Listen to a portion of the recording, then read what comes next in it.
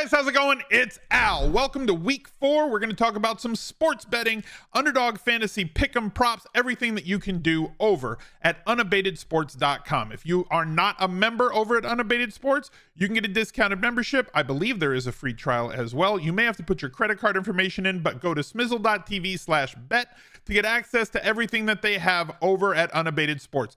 Chris K is going to take a look at the college football slate, look at where are the biggest advantages as of right now, and some props that he's looking at for the weekend to help you be a better bettor. So go check out everything they have over at Unabated Sports. Drop a like on the video, subscribe to the channel, ring the notifications bell. Chris, take it away. Let's go. He's a legend.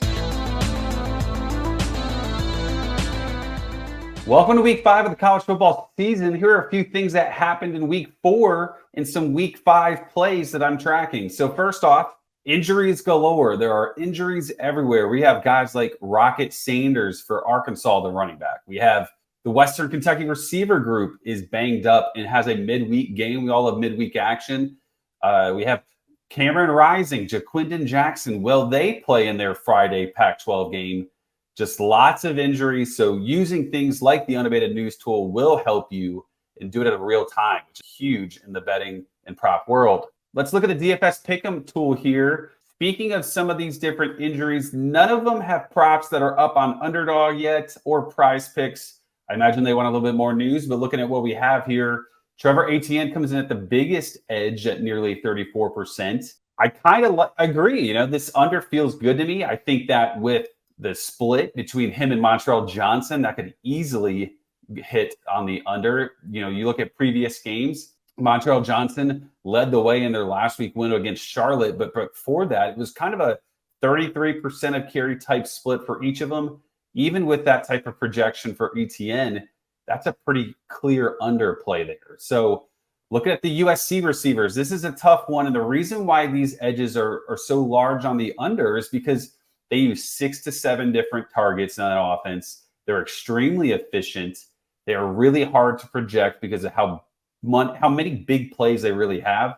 Taj Washington is a big 25 yard per target guy in that offense. Brendan Rice had 1 catch in the game this year. It was 75 yards. So while I do like these unders on Washington and Rice, I probably would advise maybe just doing one of them at a time. They're projected for about 350 passing yards, and with 6 to 7 receivers, you can see why the target share and the receiving yards point to the under. So I would advise going one of them if you're looking at it.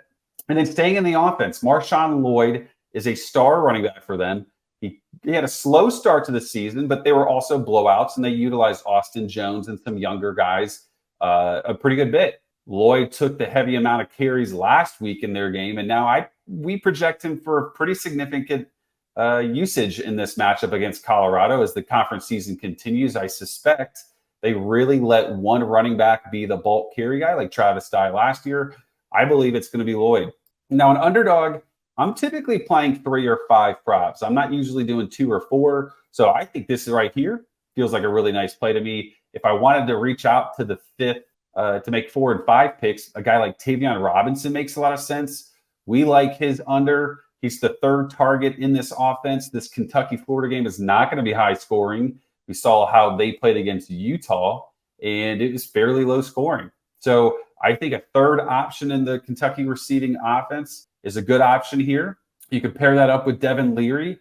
His under rates pretty well. But what about Easton Messer? So if you're not familiar with Easton Messer, this is a guy that I think is risky, but could be a nice underplay if you could guess correctly on the health. Now, again, this is a situation where I believe utilizing the new screen and that injury screen can really be beneficial. But his under feels pretty conservative. At the very least, projections have shown to have other receivers out. Guys like Blue Smith and Dalvin Smith are considered out in projection. So Easton Messer is getting a pretty significant amount of usage here.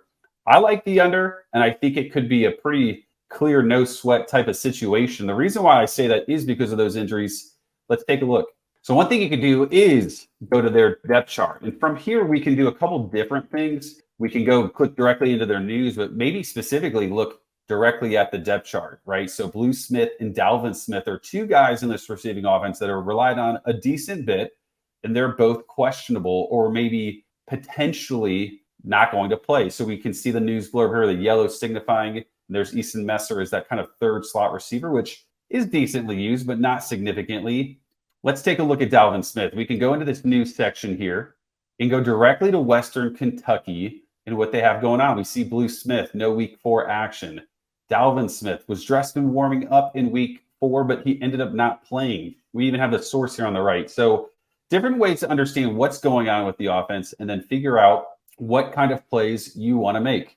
Now, if you're playing all sorts of different DFS contests, you can go to the all and use this news section to be up to date on that. Who is in and who is out. This is real-time information as Unabated it sources it through different Twitter avenues and connections, different potential message board rumblings that are really significant and really defined. We see some different guys here. Connor Wegman was announced out earlier today. Raheem Sanders, like I said earlier, potentially could play. That'll be a big one for props as well as odds. And speaking of odds, we go to the odds screen. What I like about this is we get all the different books. We can also pull up the news and see what's going on in real time. So we do have the ability to do that at the same time, which is big. As news releases, we're able to figure out where the best place to put that bet in, and then obviously be able to do so.